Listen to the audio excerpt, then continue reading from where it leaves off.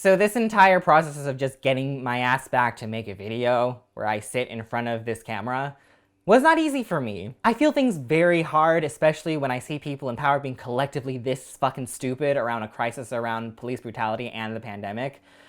And one of the ways I use to cope is video games. Cope/procrastinate, because, you know, everybody says that this is the time to write 50 scripts, 100 scripts if you live in America, because I don't think we're getting out of this anytime soon, because our leadership is stupid once again. And of all the games I could have gone to play, I picked Saints Row the Third because I had a lot of anger and aggression that I needed an outlet for. I don't know if you feel the same, Avi. I do not. Okay. But mostly because I'm mostly depressed and angry. Okay, well, that's all right, because I can be angry enough for the two of us. So for those of you who don't know, Saints Row is a game made by Volition and was a sort of competitor to Grand Theft Auto at the time. 1 and 2 were, without a doubt, much more gritty and definitely borrowing from themes and ideas and moods from Grand Theft Auto without stealing from it. I've heard from plenty of people that I trust that they weren't trying to be Grand Theft Auto, they were just, you know, inspired by them. Both are open world games in a big city, and you get to steal cars, have shootouts. Come on, boy, faster! I don't think it works that way. Saints Row took a turn at the third. They decided to go for a much more comical feeling that really seemed to serve them well in setting them even more apart than whatever Grand Theft Auto was going for. Before this conversation, had no idea that there was a copycat of Grand Theft Auto. I would imagine that it was a copycat of GTA. I'm not privy to that conversation because I didn't care about either, because I was, you know... Right. Like, I'm a gay kid and I watched Sailor Moon. Like, what business do I have giving a crap about GTA or Saints Row back then? You know, I was much more a JRPG person. I wanted sparkles and lights and magic. In fact, Saints Row got a facelift, like a remastering, that I had no idea was a thing until I started researching for this video. I'm still happy with playing the old version, though. Like, a lot of remasters where faces are redone as opposed to just texture upgrades, this results in the faces not being as expressive. Like, take a look at this. This person is supposed to be really pissed. Pissed to the point that she wants to kill for the first time. But anyways, that's not the point of what I'm trying to say here. Did they do the facial restructuring just to make it funnier? Nobody can express their faces anymore. Like, not just the main characters. You know what I mean? Botox. Yeah, pretty much. I'll throw up another example of Final Fantasy X doing that too. That also suffered from that, where like they redid the faces to make them look a little bit less polygony. That just feels like Botox. Like, that's what old people do to feel young like we are. Yeah, it's pretty much like a really great Botox job. Or like, honestly, to take it in farther, like, it's just a really good plastic surgery job. Because the thing that's important to note when you think of remasters is that they're not recoding everything. That's not a remaster anymore. That's like, that's a redo. Yeah. When we think about remasters, it's like, we're taking the original code and we're like putting shit on top of it. So it's like kind of... This is like a drag queen term that I learned from Willem. It's like trying to frost a square cake round. I love that. You know? Yeah. And the more I played it, the more I realized that I picked the perfect game to get just a little bit of catharsis, not escape, regarding this moment in time. You might be thinking, Chris, what does this have to do with Grand Theft Auto's weird-looking stepsister? And I think that's a very valid question. So let me just explain to you the whole premise. So Saints Row goes mainstream. They're in movies and shit. You fight other gangs in these really flamboyant colors that real gangs would never use. There's the Syndicate, the Deckers, and the Luchadors. There is also the police. And at first it's pretty tame. You start off pretty weak like you do in all games, and you do your best to steer clear of them, because if you hit one person by accident, like an innocent person, they will not only attack you, but if you attack back, you will bring more police in and basically not be able to get anywhere until you hide in a location that you own through story progression or with your own money. I know that's not that different from GTA still currently, but hear me out. The same goes for gangs also. You attack them, and then they keep attacking you, and they bring in more people if you keep attacking them, unless you hide. But then you start getting stronger and you start gaining more dominance throughout the city that you inhabit. You kill the leader of the Syndicate, you scare away the leader of the Deckers, and you end with fighting the Luchadors. And the Luchadors attack and ends up damaging a bridge that is important to the mayor. And so then the mayor decides to take down all the gangs herself, including you. Using what institution? The police! She gives more power to the police and creates an initiative called STAG, which I'm sure is the city's version of a mini SWAT. And I'm sure you can tell from what I'm showing on screen right now that these are not just beat cops anymore. These are military-level forces the mayor is bringing into the city.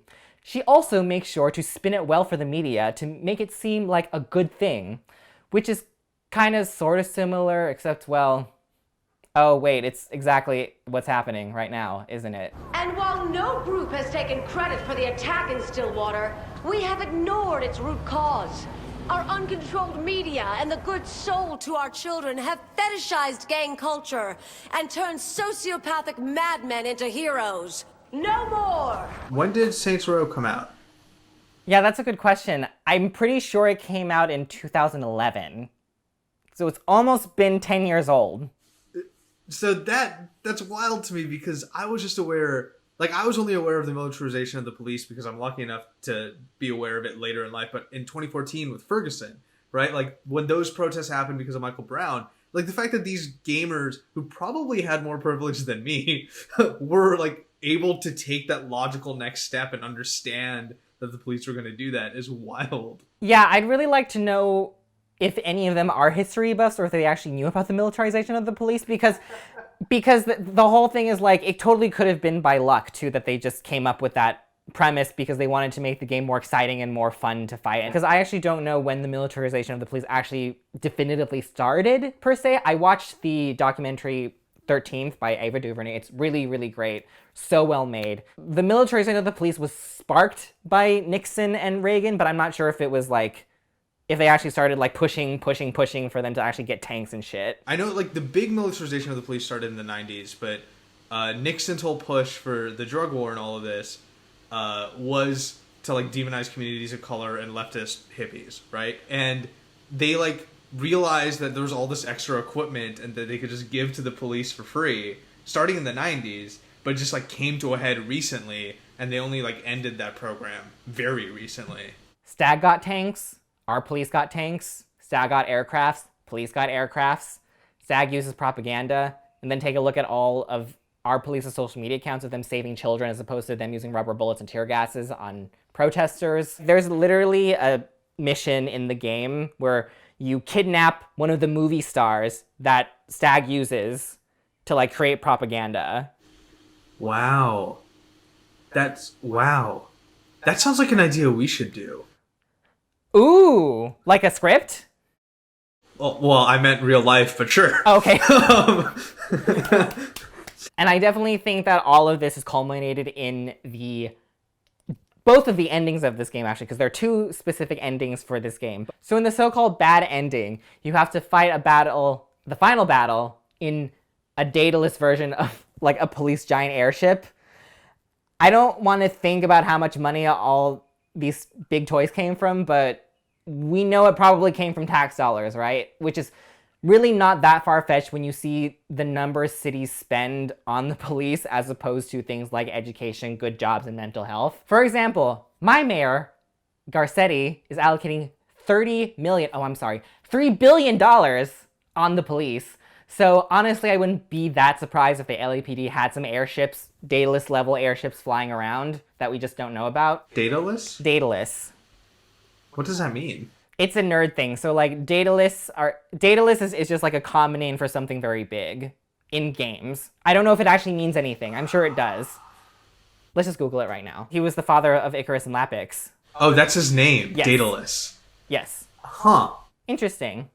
The more you know. I really like Greek mythology, so that's great. Wow, I didn't know gamers are so into old school Greek mythology. Using Greek mythology is just a really great, short, quick way to make something sound cool. Yeah. You know? Right? Like, Yeah. like Prometheus. I don't know what the fuck that means, but it sounds cool. It's the word equivalent of a Chinese character tattoo. Exactly. This means peace and serenity. It means beef. So in the good ending, they kidnap one of your friends, one of your crewmates, and plant bombs and puts them, your friend, on a monument, planning to spin it so that everybody will think that you're the unpatriotic person that fucked up a treasure of the city. Wow. That is kind of terrifying. Right? So the luchadors burned the bridge, literally. Yes. And now you're also against them at the end of the game? Like, aren't the police also against the luchadors? At first, it starts off as just a war between you and the current gang people that are like, that own the city that you visit. They're all different, but they're all working together, right? The Syndicate, the Deckers, and the luchadors.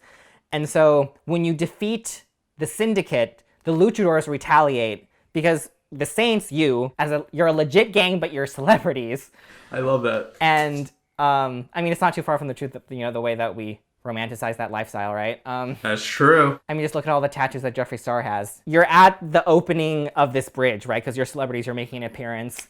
And then the luchadors, they have like, you know, these rocket launchers and they basically blow up the bridge in attempt to kill you on top of like whoever else is collateral damage. Oh. Right, and then the mayor is like, you know what, fuck this, I just don't want gangs anymore. And so then the mayor is like, I don't even want the Saints Row anymore, even though like, you know, they showed up to my bridge, like, I just don't want them here anymore, no more gangs. Yeah, wow. It's a love triangle, but for gangs. It's a death triangle.